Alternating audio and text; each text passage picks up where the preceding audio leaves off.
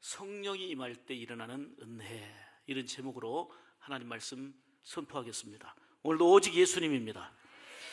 오늘도 성령의 충만하심과 은혜로 풍성하시기를 바랍니다. 성령이 우리 가운데 임하시면 큰 기쁨이 있습니다. 주어진 상황이 각각 다르지만 우리의 마음 중심에 평안이 있습니다. 교회에 성령이 임하면 하나님 나라의 기쁨을 여기에서 이루게 되는 거예요. 예수 믿는다고 하는 것은 성령님과 함께하는 삶입니다. 성령이 뭡니까? 거룩한 영이세요. 거룩한 영. 부활하신 예수님께서 제자들에게 말씀하셨습니다. 성령을 받아라. 이는 이 시대를 살아가는 우리에게도 동일하게 적용되는 말씀입니다. 2000년 전에 제자들에게 주신 말씀으로 끝나는 게 아니라 오늘 이 시대를 살아가는 저와 여러분들에게 성령을 받아라.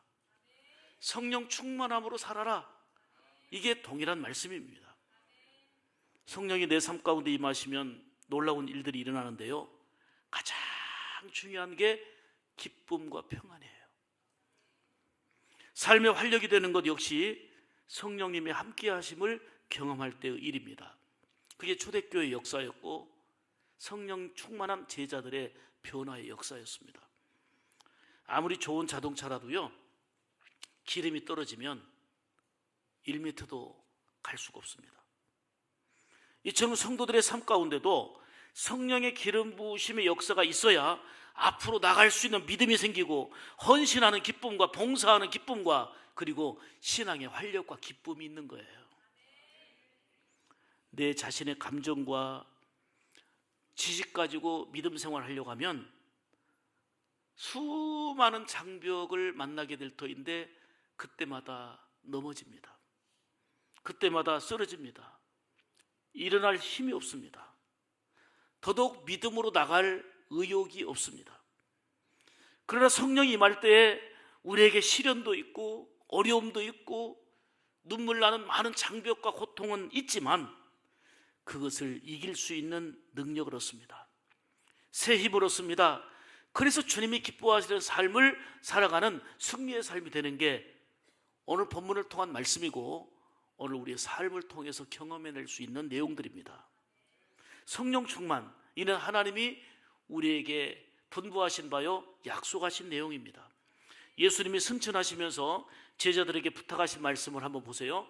자, 화면을 보시고 같이 읽겠습니다. 사도행전 1장 4절 5절의 말씀입니다. 시작. 사도와 함께 모이사 그들에게 분부하여 이르시되 예루살렘을 떠나지 말고 내게서 들은 바 아버지께서 약속하신 것을 기다리라. 요한은 물로 세례를 베풀었으나 너희는 몇 날이 못 되어 성령으로 세례를 받으리라 하셨느니라. 할렐루야. 결국 오순절 성령 강림의 역사 속에서 놀라운 은혜를 힘입고 기쁨의 생활과 그리고 역동하는 믿음. 그리고 초대교회 보세요. 그 열악하고 가난하고 힘든 중에도 기도에 힘쓰고 서로 사랑하고 떡을 떼고 함께 나누기를 힘쓰고 생명 살리는 구원의 역사가 놀라웠게 나타났는데 그게 바로 성령으로 충만했기에 까닭이다 하는 것이죠. 오늘 본문은 성령을 부어주심으로 삶은 기쁨으로 넘치는 은혜, 그리고 놀라운 꿈과 비전을 품고 변화된 삶을 살게 된다는 내용의 말씀이 오늘 본문이에요.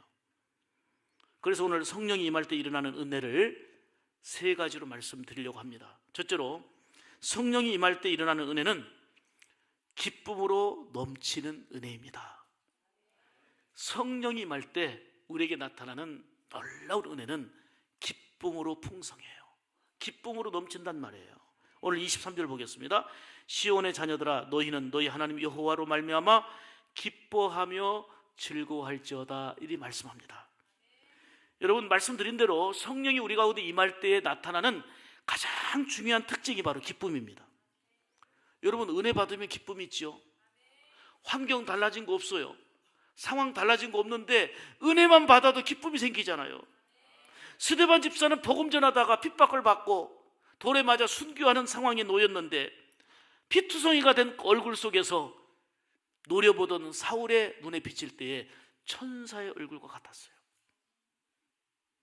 돌에 맞아 순교하게 되는 끔찍한 상황 속에서도 그 얼굴이 천사의 얼굴같이 빛났던 것은 성령으로 충만했기 때문이라고 말씀하고 있지 않습니까? 아무리 좋은 여건과 또 남들과 비교할 수 없는 좋은 형편에서 살면서도 만족이 없고 기쁨이 없고 감사가 없다면 그게 어찌 행복이 될 수 있겠습니까? 인간의 만족과 행복은 어떤 조건에 있는 게 아니에요. 그러면 돈 많이 가진 사람이 행복해야 되잖아요. 돈은 쓰기에 편리하고 좋을 수도 있지만 그 속에는 근심도 같이 따라와요. 염려의 문제도 같이 따라와요. 그런데 이 기쁨은 예수 믿는 사람에게 주어지는 열매예요. 기쁨은 삶의 에너지가 되잖아요. 오늘 우리에게도 성령이 임하시면 기쁨으로 넘치는 은혜가 주어질 줄 믿습니다. 소위 백화점 왕이라고 불리는 워너메이커 이야기입니다. 참 그의 삶은 믿음과 우리에게 도전과 감동을 주거든요. 그는 성령으로 충만해가지고 늘 기쁨으로 살았던 사람이에요. 그는 미국의 최신부 장관을 지내면서도요, 조건을 하나 걸었잖아요. 주일학교 교사 빠지지 않는 거. 최신부 장관보다 더 중요한 게 교회 학교 교사 일이었어요. 그래서 주일이면 어김없이 본교에 와서 예배드리며 그 어린 학생들을 가르치는 것을 장관보다도 더 소중하게 여겼어요. 철저한 신앙으로 살면서 기쁘게 살았고 남들에게 기쁨과 희망을 주는 존재였지요. 그가 사업 60주년 기념 파티에서 한 친구가 물었어요. 자네는 어떻게 이렇게 큰 사업가로 성공하게 되었는가? 이렇게 물으니까 그냥 한마디로 이리 대답합니다. 주 안에서 기쁘게 살았을 뿐이네. 주님 안에서 기쁘게 살았다는 거예요. 여러분, 내 인생에 기쁨이 있다면 그게 성공 아닙니까? 가정에 기쁨이 있어요. 내 삶에 참 기쁨이 있어요. 그게 인생 성공이에요. 건강도 좋고 환경도 좋고 넉넉하고 풍성한데 뭔가 자꾸 모자란 듯하고 기쁨이 없어요. 만족이 없어요. 결코 성공한 삶이라고 할 수가 없습니다. 진정한 인생 성공은 주어진 삶의 여건 속에서 기쁨으로 사는 것이고, 더 중요한 것은 나로 인해서 다른 사람들을 기쁘게 하는 거예요. 오늘 이 사회의 가장 큰 문제는 뭐냐면, 나의 기쁨을 유지하기 위해서 나의 기쁨을 얻겠다고 남의 기쁨을 짓밟고 있는 거예요. 남의 소망과 남의 기쁨을 빼앗는 거예요. 그러나 성령 안에서 주어지는 기쁨은 내 기쁨으로 인하여서 다른 사람을 기쁘게 하는 거예요. 나의 소망으로 인하여서 다른 사람과 더불어 소망을 갖게 하는 거예요. 이게 진정한 신앙인의 모습이고 성령이 임함으로 주어진 기쁨의 열매들이에요. 여러분, 정말 그래요. 진정한 성공은 주어진 여건 속에서 기쁘게 사는 거고 남을 기쁘게 하는 거라고 그랬는데, 이 기쁨이 어디서 오느냐 이 말이에요. 진정한 기쁨은 성령이 우리 안에 임하실 때 오는 것입니다. 우리가 건강을 위해서 많은 노력을 하잖아요. 건강한 생활을 위해서 많은 노력을 해요. 체질에 맞는 음식을 먹으면서 골고루 영양을 섭취하겠다고 식이요법을 나름대로 합니다. 그리고 등산도 하고 자꾸 계단을 오르는 등 건강을 위한 운동요법이 있습니다. 그런 거 하면 복잡한 세상 속에서 마음을 좀 다스리고 마음을 안정시키고 평안하게 해보겠다는 심리요법이 있어요.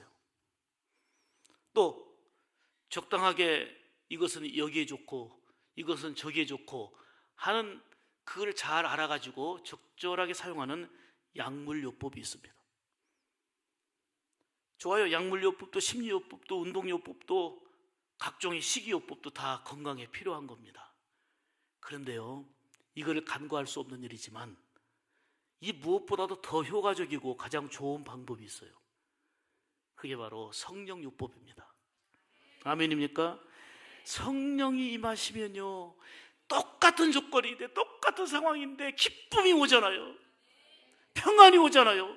그냥 교회만 다녀서는 모르는, 예수님 만나고 그분으로 충만했을 때 오는 감사가 있고 마음 깊은 곳에서 솟아나는 기쁨이 있기에 저 사람은 도대체 뭐 때문에 저리 기쁘지? 이게 믿음의 신비예요. 어떤 신비주의로 가자는 게 아니에요. 성령이 내 안에 임하셨을 때 찾아온 기쁨이 성경의 주인공들이고 오늘 우리의 삶 속에서 경험해내는 얘기들이 아닙니까? 사랑하는 여러분, 예수 믿는 우리가 기쁘게 살아가는 모습이 뭘로 나타납니까? 보름달로 나타나는 거예요. 보름달로. 그럼 우리 늘 보름달 인사하는 거잖아요. 보름달 인사예요. 어린 아가의 얼굴을 보면 너무너무 사랑스럽고 예뻐요. 여기서 미인이냐 미남이냐를 구분하는 게 아니고 어린 아가의 얼굴을 봐요. 얼마나 예뻐요. 새근새근 잠자는 모습. 그리고 왜 아기들이 예쁜지 아세요? 잘 웃어요. 잘 웃어요. 참 뭐 조금만 할머니가 엄마 아빠가 움직이면 거기에 따라 반응으로 웃는데 미쳐 죽어요. 예쁘지요? 그렇죠? 하루에 400번 이상 웃는데 400번 이상. 어떤 분들 그걸 세어봤어? 다 나온 통계예요. 400번 이상 하루에. 근데 어른들은 웃음이 점점 줄어다가 노인이 되면 그 웃음이 하루에 15번에서 17번으로 줄어든대요. 근데 성경은 우리에게 말씀하잖아요. 가끔 기뻐하라. 네 마음 내킬 때 기뻐하라. 그랬어요? 항상 기뻐하라 그랬어요. 항상 기뻐하라고 외쳤던 바울사도 환경은 어떤 환경입니까? 복음 전하다가 끌려가갖고 매이고 매를 맞고 옥중에 갇혀 있으면서 주 안에서 기뻐하라. 다시 말하노니 기뻐하라. 그런 환경을 뛰어넘는 진정한 기쁨이 성령 안에 있었기 때문에 가능한 거예요. 이게 바로 믿음의 힘이고 믿음의 신비입니다. 예수 믿는 우리는 주님 나라 갈 때까지 웃음이 더해져야 됩니다. 일반적인 삶은 400분 웃던 어린아가의 웃음이 15분으로 줄어들면서 인생을 마감한다면 얼마나 서글픈 얘기예요. 제가 흔히 하는 얘기지만 애기들 앞에 놓고 한번 해보세요. 까꿍 하면 웃어요. 도리도리 하면 웃어요. 쟈쟈 하면 웃어요. 막 웃어요. 웃음으로 반응을 해요. 얼마나 예뻐요. 근데 어른들 앞에서 쟈쟈 했다가는 뺨이나 안 맞으면 다행이지. 옆 사람에게 한번 해보세요. 까꿍 한번 해보세요. 까꿍. 유치한 것 같아도요, 내가 웃고 남을 웃게 하는 거, 이게 믿는 사람의 모습이에요. 응? 예수 믿는 사람의 특징은 우리 교회 인사법 보름달. 제가 지금 엊그제 서울 갔다 왔어요. 성천동에서. 그리고 이번 주는 여수에서. 곳곳에 가서 강의할 때마다 하는 게 뭐예요? 보름달이에요. 보름달. 은혜의 보름달. 아멘이지요? 옆 사람에게 다시 한번 해봅시다. 보름달. 이대로 살면 성령 충만한 성도의 아름다운 모습인 거예요. 내가 기쁘고 남을 기쁘게 할 수 있는 거, 이게 멋진 그리스도인의 모습이다 그 말이에요. 오늘 이 사회는 나도 기쁘지 않고 남을 아프게 하고 남을 힘들게 하고 남을 속상하게 하고 내가 이기겠다고 남을 무너뜨리고. 그러나 예수님은 십자가 지시며 희생하시며 우리를 살리시고 더불어 모두가 기뻐하기를 원하시며 성령 충만하여 기쁘게 살면서 만나는 사람에게 힘이 되고 기쁨이 되는 삶을 살아라. 이게 그리스도인의 삶이라고 우리에게 보여주고 있는 거예요. 근데 그게 내 감정과 의지만 갖고 안 되는 거예요. 근데 성령이 임할 때 기쁨이 온단 말이에요. 그래서 성령의 충만함을 누리게 될 때에 우리는 충분한 기쁨의 이유를 갖고 살게 돼요. 사실 성도들에게 환경과 주어진 조건을 넘어선 절대적인 기쁨의 이유가 있습니다만은 그게 뭐 세 가지로 이렇게 얘기할 수 있어요. 예수 믿어 구원받아 하나님의 자녀가 되었기 때문이에요. 하나님의 사랑을 받는 나의 모습을 생각해 보세요. 비록 힘들고 눈물겨운 생활 속에서도 하나님이 나를 조명하시고 나를 생각한다는 믿음이 있을 때 거기서 좌절하지 않고 일어서게 됩니다. 또 주님께 귀한 도구로 쓰임받고 있다는 게 얼마나 큰 기쁨이고 행복입니까? 제가 늘 하나님 앞에 고백하는 것 중에 하나가 이겁니다. 부족한 나를 들어 쓰시니 감사합니다. 부족한 나를 붙잡아 쓰시니 감사합니다. 여러분, 성령 안에서 내 건강도, 성령 안에서 내 물질도, 내가 배운 지식도, 그리고 재능도 이 나라를 위해서 쓰임받고, 교회를 위해서 쓰임받고, 어떤 약한 자들을 위해서 쓰임받고 있다면 얼마나 복되고 아름다운 일입니까? 더 나아가서 하나님의 영광을 위해서 우리의 재능, 우리의 물질, 우리의 시간이 바르게 쓰임받고 사용되어진다면 이것 자체가 기쁨이요 행복이 아닐 수가 없습니다. 더더욱이 성령이 우리 가운데 임하소서 매 순간 도우시고 함께 하시니 우리는 충분히 기뻐할 이유가 있습니다. 성령으로 충만하면 열매를 맺잖아요. 그 중에 사랑의 열매, 희락의 열매 그랬는데 희락이 곧 기쁨입니다. 성령으로 충만하면 기쁨이 오는 거예요. 기쁨이. 사랑하는 여러분, 건강도 돈도 어떤 필요한 것도 모자라면 안 되겠지만 더더욱이 기쁨이 바닥나면 안 돼요. 기쁨이 모자라면 안 돼요. 기쁨은 삶을 살아가는 아주 활력, 에너지잖아요. 성령이 임한 사람의 특징이 바로 모두 기쁨으로 풍성한 은혜를 누렸다는 것입니다. 기쁨은 많이 배운다고 오는 게 아닙니다.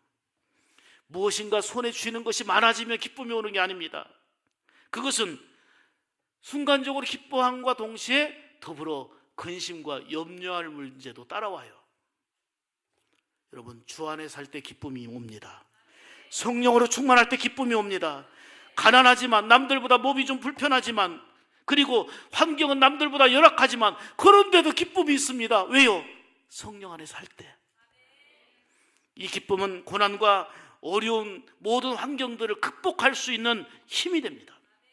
그래서 초대교회 성도들은 가난했지만, 핍박을 받았지만, 어려웠지만, 힘들었지만 그들에게 빼앗기지 않는 게 있었으니 기쁨입니다. 그 이유가 그들의 의지와 그들의 결단과 그들의 감정 때문이 아니고 성령이 임한 결과였어요. 사랑하는 여러분, 2000년 전에 임했던 초대교회 역사로 그냥 우리가 아는 걸로 끝난다면 옛날 옛적 이야기요, 동화인데 성경은 동화가 아니라 살아계신 하나님의 말씀입니다. 믿는 자에게 동일하게 역사한다고 볼 때에 오늘 여러분들에게도 늘 성령이 임하여 가정 안에, 생활 안에, 직장 안에, 여러분의 삶의 자리에서 기쁨으로 넘치는 은혜가 있기를 주의 이름으로 축복합니다. 두 번째로, 성령이 임할 때 일어나는 은혜는 놀라운 꿈과 비전의 은혜를 누립니다. 오늘 본문 28절 보세요. 같이 봅니다. 그 후에 내가 내 영을 만민에게 부어주리니, 같이 읽으세요.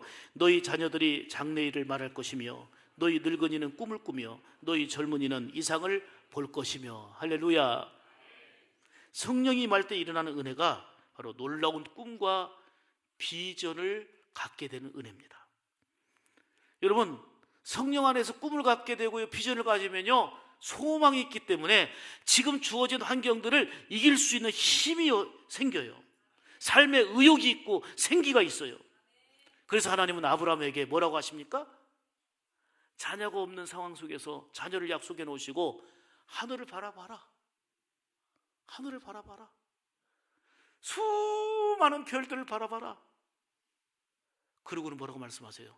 자녀가 하나도 없는 아브라함에게 너희 후손이 이와 같이 많으리라 그랬어요. 말도 안 되는 것 같잖아요. 하늘을 바라봐라. 수많은 별들이 있는데, 자식이 하나도 없는데 수많은 별들을 바라보게 하시면서 너희 자손이 이와 같이 많으리라. 황당해 보이죠? 그런데 하나님께서는 믿음으로 우리도 역시 아브라함의 자손 삼아 주셨잖아요. 아브라함은 위를 바라보며 소망을 품고 살았습니다. 사람이라는 단어가 헬라어로 안스로포스예요. 안스로포스라는 단어는 위를 바라보는 존재다, 이런 뜻이에요. 사람이라는 뜻 자체가. 그러므로 우리는 이 땅에 살지만 위를 바라보며, 하나님을 바라보며 사는 존재, 이게 바로 사람이라는 얘기예요. 이 땅의 것만을 추구하며 살아갈 때에 잡은 것 같지만 나중에는 허탈하고 허무하고 소망을 잃게 됩니다. 그러나 꿈과 비전은 위를 바라보게 합니다. 성령이 임할 때 하늘에 대한 꿈과 비전을 품고 살아가며 이 땅을 더 가치 있게 복되게 살게 합니다. 꿈이 뭐예요? 미래에 대한 설계도 아닙니까? 하나님이 주시는 그림, 이게 비전입니다. 성령 안에서 주어지는 꿈은 내가 마음의 계획을 품고 성취하려는 다짐도 아닙니다. 더더욱 야망도 아닙니다. 성령이 임할 때 주어지는 꿈은 하나님의 영광을 위해 살도록 인도함을 받는 거룩한 소명입니다. 또 꿈은 삶에 대한 목표입니다. 삶에 대한 방향 제시지요. 그래서 꿈 있는 사람은 아무렇게나 살지 않습니다. 분명한 목표가 있기 때문에 바르게 복되게 살아갑니다. 요셉 보세요. 꿈이 있었기 때문에 그 많은 어려움 속에서도 유혹을 이기고 시험을 이기고 바르게 살면서 결국 때가 되면 하나님이 높여 쓰시잖아요. 하나님이 기뻐하시는 방향으로 나가게 하는 것이 바로 성령이 주시는 꿈과 비전입니다. 꿈이란 미래를 열어가는 소망입니다. 아놀드 토인비 박사가 한 유명한 얘기가 있죠. 역사란 도전과 응저도로 펼쳐진다. 도전과 응저도로 펼쳐진다. 이 말은 다른 말로 얘기하면 충격과 반응이란 얘기예요. 어떤 충격과 도전이 왔을 때 어떻게 반응하느냐, 어떻게 응전하느냐에 따라서 미래가 달라진다는 것입니다. 예를 들어서 어떤 사람은 문제와 힘든 일을, 즉 자극을 만났을 때, 도전을 만났을 때 아이고 힘들다, 어렵다, 괴롭다 하고 낙심해 버립니다. 낙심하는 반응을 보이는 거예요. 절망하는 반응을 보이는 거예요. 그리고 포기합니다. 그러나 성령 안에서 우리는 그 힘들고 어려운 상황에 믿음으로 반응하는 거예요. 이 꿈이 복된 미래를 열어가게 하는 거예요. 우리는 힘들고 어려운 시대를 지금 살고 있습니다. 예측할 수 없는 일들이 곳곳에서 벌어지고 있고요. 걱정과 불안의 일들이 쓰나미처럼 밀려옵니다. 그러나 성령 안에서 주어지는 꿈을 가지게 되면 그 상황을 믿음으로 반응하면서 그 도전에 대한 믿음의 응전을 통해서 미래를 복되게 열어가게 한다는 거예요. 그게 꿈의 힘입니다. 요셉은 수많은 억울함과 시련과 고통 속에서도 낙심하지 않았습니다. 왜요? 하나님 주시는 꿈을 향해 갔기 때문입니다. 꿈이란 이렇게 미래를 열어가는 소망이 되는 것입니다. 성령이 우리에게 임하시면 놀라운 꿈과 비전의 은혜를 주십니다. 그래서 우리가 해야 될 일은, 성령님도 인격적인 하나님이시잖아요. 그래서 늘 성령님을 사모하고 갈망하고 그분을 마음 중심에 모시겠다는 환영이 필요합니다. 성령님, 우리 안에 임하여 주시옵소서. 성령님, 오늘도 우리의 삶 가운데 동행하여 주시옵소서. 우리 함께 찬양합니다. 성령님 이곳에 임하사 우리를 도와주소서. 아멘, 아멘. 잃어버린 것 회복시키시고, 잃어버린 것 회복시키시고, 모자란 것 채워주소서. 성령님 이곳에 임하사 우리를 만져주소서. 육신의 질병 치료하시고, 육신의 질병 치료하시고, 죄에서 자유케 하소서. 성령님 일하시옵소서. 성령님 일하시옵소서. 우리를 다스리소서. 만지소서. 크신 능력 주소서. 성령님 이곳에 임하소서. 할렐루야. 이게 우리의 고백이 되고 찬양이 되기를 원합니다. 성령님이 임하시면 놀라운 기쁨이 있습니다. 성령님이 임하시면 놀라운 꿈과 비전을 갖게 됩니다. 그래서 삶에 활력이 넘치게 됩니다. 다시 말하면 환경 때문이 아니고 그분의 은혜로 인하여서 살만 나는 삶을 삽니다.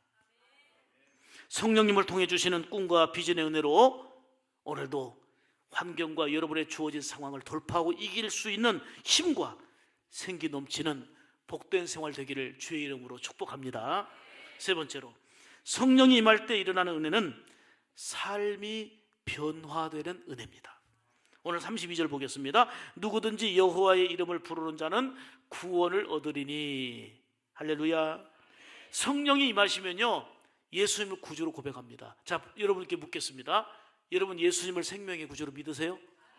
예수님을 나의 주로 믿으세요? 지금 예수님을 나의 생명의 구주로 믿었다는 것은 우리 안에 성령님이 계시다는 증거예요. 자, 고린도전서 12장 3절에 보면 뭐라고 말씀하냐면 성령이 아니고는 누구든지 예수를 주시라 할 수 없다 그랬어요. 우리가 예수를 그리스도로 고백하는 것은 내 안에 성령님께서 감동하시고 역사하셨다는 증거입니다. 성령이 임하시면 삶의 변화가 일어나요. 지금 브라카 우리 새벽반, 오전반 이렇게 하는데 지난 목요 새벽반은 7과를 공부했어요. 성령님에 대해서 공부했어요. 그런데 다 공부하고 나서 이렇게 피드백을 나누는데 이렇게 고백하더라고요.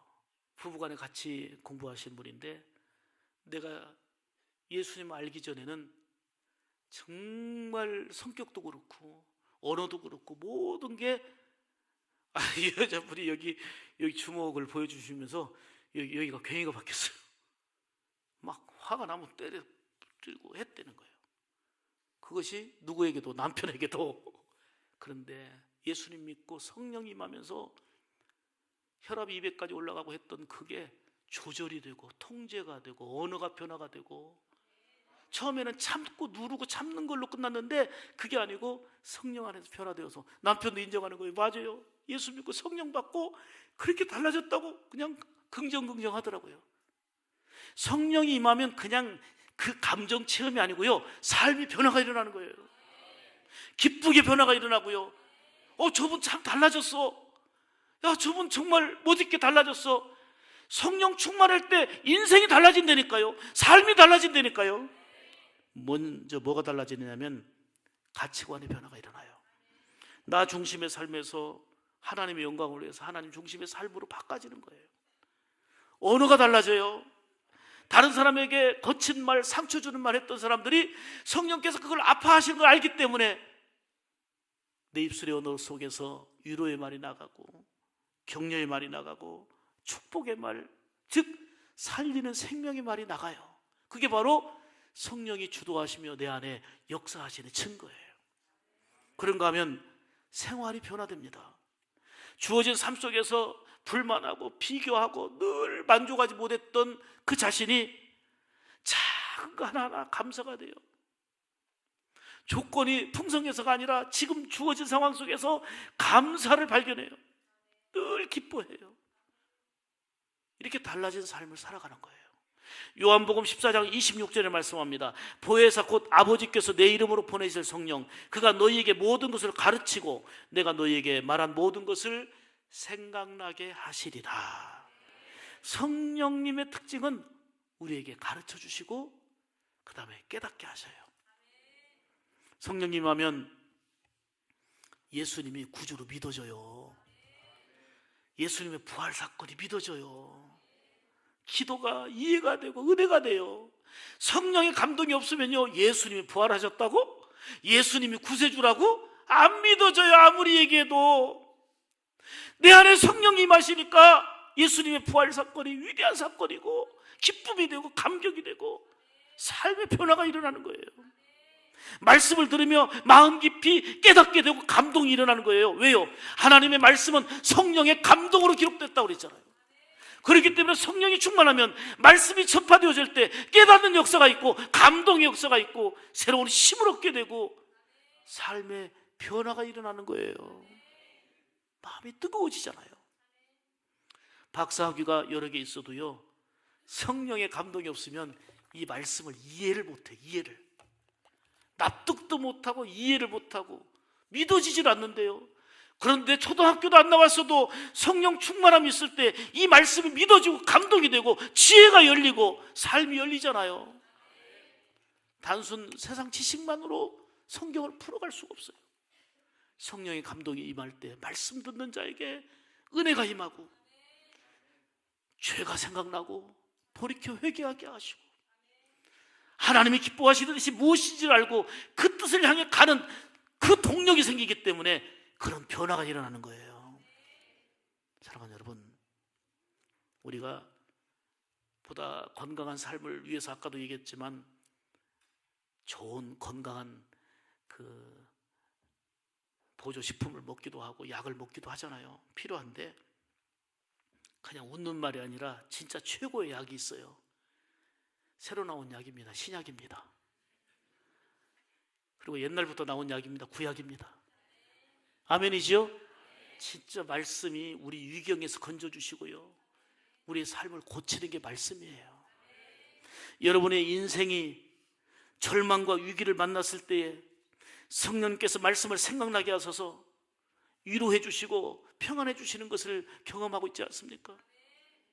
그 주어진 삶 속에서 용기를 주시고 건져주시는 성령님의 은혜를 힘입고 살지 않습니까? 여러분 보세요. 내 삶에 어떤 사건이 일어나고 인생 지진과 기근과 같은 이런 어려운 일이 있을 때 여러분들은 무엇으로 해결하십니까? 돈이면 해결되던가요? 죄 문제를, 죽음의 문제를 무엇으로 해결하셨겠습니까? 우리 인생의 짐의 문제를 무엇으로 해결할 수 있겠습니까? 우리 배운 지식으로, 가진 돈으로, 인맥으로 아무리 힘쓰고 있어도 할 수 없는 일들이 더 많습니다. 그런데 보혜사 성령님께서 임하셔서 지혜 주시고 위로해 주시고 평안 주시고 위기를 극복할 수 있도록 건져 주시니 얼마나 감사하냐 이 말이에요. 이 은혜를 체험한 사람들은 위기 속에서 절망하기보다 하나님 앞에 기도하며 성령님을 사모하잖아요. 그분의 은혜를 다시 힘입잖아요. 성령으로 사는 자가 지혜롭고요, 성결한 거예요. 세상을 이기는 그리스도인으로 살아가는 겁니다. 그래서 하나님의 기쁨 되는 거예요. 우리가 지난번에 터치 전도를 했습니다마는 전도가 쉽던가요? 생명 살리는 일이요 귀한 일이라고 하지만 사도행전 1장 8절 말씀에 오직 성령이 너희에게 임하시면 너희가 권능을 받고 예루살렘과 온 유대와 사마리아와 땅끝까지 이르러 내 증인되리라 그랬잖아요. 성령의 권능이 임해야 이게 가능한 거예요. 성령 충만함이 우리 안에 있을 때에 저분이 지금 낙심하고 있구나, 저분이 오랫동안 결석하며 예수님과 멀어지고 있구나, 저분이 예수님을 알지 못하고 구원과 멀어져 있으니 안타까운 마음이 생기고 불쌍한 마음이 생기고 절대로 지옥 가서는 안 되는데 하면서 사랑과 관심 갖고 기도하는 거 아닙니까? 사랑으로 품고 섬기는 거 아닙니까? 여러분, 사람은요, 저 사람 천사 같다고요? 거기서 거기에요. 거기서 거기에요. 진짜 종이 한 장 차이에요. 종이 한 장 차이. 레오나르도 다빈치가 불후의 명작인 최후의 만찬을 지금 그림에 나오는데요, 이 만찬을 그린 건 불후의 명작입니다. 그런데 이 그림을 완성하게 되는 유명한 일화가 있죠. 여기서 예수님과 12제자를 그려야 되는데 예수님을 어떤 사람을 모델로 삼을까 하다가 어느 날 교회 가서 예배 드리는데 이 성가대를 보니까 성령 충만해서 찬양하는 한 분을 보면서 저분을 예수님 모델로 삼아야 되겠다 해가지고 가서 제가 이 그림을 그리려고 하는데 하고는 그분에게 예수님 모델로 예수님을 그렸어요. 그리고 베드로를 그려야 되잖아요. 베드로 그리고 야고보 그리고 요한 그리고 다 그렸는데 마지막 가룟 유다가 남았어요. 가룟 유다를 그려야 되겠는데 누구를 그리나, 어떤 사람을 모델로 삼을까 그러던 중에 상당히 세월이 지나서 아주 술에 취해가지고 얼굴은 꺼먹고 정말 인생의 절망과 어둠으로 가득 차 있는 이런 한 사람을 발견하고 이 사람을 가룟 유다의 모델로 그려야 되겠다 싶어가지고 내가 술값을 드리겠습니다. 내가 이런 그림을 그리는데 완성을 못했는데 가룟 유다의 모델로 이렇게 그리려고 하는데 이해해 주시고, 그랬더니 참 이분이 그러는 거예요. 내가 한때 참 예수 믿으면서 즐겁게 살아갈 때는 내가 예수님의 모델이었었는데, 예수님 모델이었던 찬양대에 앉았던 청년이에요. 우연도 이런 우연이 어디가 있어요. 예수 믿고, 그래서 그게 가룟 유다 모델이 됐는데, 보세요. 예수 믿고 성령으로 충만하니까요, 야, 예수님 같은 얼굴, 예수님 모델이 돼요. 그런데 그가 성령이 떠나고 타락하니까는요, 가룟 유다의 모델이 돼요. 교회가 왜 분쟁이 일어납니까? 천사 같은 장로님들이, 천사 같은 권사님들이, 법도 없이 살 것 같다고 하는 집사님들이 왜 한순간에 악마가 됩니까? 설교하는 목사를 강단에서 멱살 잡고 끌어내립니까? 우리는 성령으로 충만할 때는 예수님의 모습을 닮을 수도 있지만, 그 똑같은 사람이 성령이 떠나면 악한 악마의 앞잡이가 될 수 있다는 거예요. 그거는 우리도 적용되는 얘기예요. 다 거룩함에 힘쓰고 예수님 닮기 위해서 힘쓰면 그래도 주 안에서 기쁘게 살고 남을 기쁘게 하고 위로와 소망을 주며 살아가지만 이 일은 힘들어요. 계속 노력을 해야 돼요. 그런데 타락해보세요. 언어가 거칠어지고 사람 죽이는데 앞장서게 되는 악마의 도구가 되는 거예요. 그 사람이 천사 역할을 할 수도 있고 그 사람이 악마 역할을 할 수도 있어요. 중요한 건 뭐냐? 우리 인격이 아니에요. 우리의 감정 갖고는 우리 스스로도 믿을 수가 없어요. 우리 안에 성령으로 충만할 때에 달라지는 삶이 되고, 성령이 떠나면 악한 영의 도구가 되고 마는 거예요. 그래서 늘 성령님을 사모하고, 부족하지만 예수님의 닮은 아름다운 모델이 되어 살아가는 이런 목표로 그리스도의 장성한 분량에 이르기까지 성장해 나가며 그리스도를 본받아 살아가는 삶이 우리의 삶의 방향이고 목표이어야 되지 않겠습니까? 그렇습니다. 성령이 충만할 때는 온화하고 자상하기 그지없는 예수님의 모습이 여러분 각자에서 있지만, 성령이 떠나고 세상에 찌들리고 욕심과 욕망으로 그리고 타락할 때에 우리 안에도 가룟 유다의 모습이 나온단 말이에요. 우리도 얼마든지 성령 충만하면 예수님의 모습으로, 악령이 사로잡히면 악마의 도구로 전락할 수 있습니다. 그러므로 늘 성령으로 충만해서 믿음으로 붙들려 살아가야 되는 거예요. 제가 어느 책에서 이 글귀를 보고 너무 감동이 돼서 그대로 옮깁니다. 물을 떠난 고기는 아무리 생선이라 노래를 불러도 이미 생선이 아니라 사선이 됩니다. 줄기에서 잘려진 꽃은 아무리 생화라고 꽃꽂이하며 노래 불러도 이미 생화가 아닌 사화입니다. 우리도 예수님 안에 믿음으로 연결되어 있지 않으면 우리의 죄와 허물로 죽은 영혼이 됩니다. 사랑하는 여러분, 지치고 힘들고 답답하고 괴로운 일들도 많이 있을 거예요. 늘 성령님을 사모하십시오. 성령님을 더욱더 열망하며 붙드십시오. 성령 충만은 사모하는 자에게 주어집니다. 건강한 체력을 위해서는 밥이 필요하고 운동이 필요합니다. 그러나 우리의 영혼은 하나님의 말씀의 양식과 성령의 능력으로 풍성해지고 건강해지는 것입니다. 날마다 성령의 능력을 힘입어 살아가시기를 축복합니다. 성령이 임할 때에 성령으로 인하여서 기쁨의 은혜가 넘칩니다. 성령이 임할 때 우리에게 꿈이 있고 비전이 있어 주어진 어렵고 힘든 환경을 극복하고 이길 수 있는 힘을 얻게 됩니다. 성령이 임할 때에 그분의 주도하심으로 우리 인격이 달라지고 가치관이 달라지고 삶이 달라져서 하나님의 거룩한 영광의 도구로 쓰임받는 복된 존재가 되는 것입니다. 그래서 늘 성령님 우리 가운데 임하여 주시옵소서. 내 생각을 내 마음을 다스려 주시옵소서. 일생일 동안 성령에 충만하여 하나님의 거룩한 도구로, 살리는 도구로, 축복의 도구로 쓰임받게 하옵소서. 이게 저와 여러분의 기도 제목이 되고 고백이 되기를 주의 이름으로 축복합니다. 기도하겠습니다.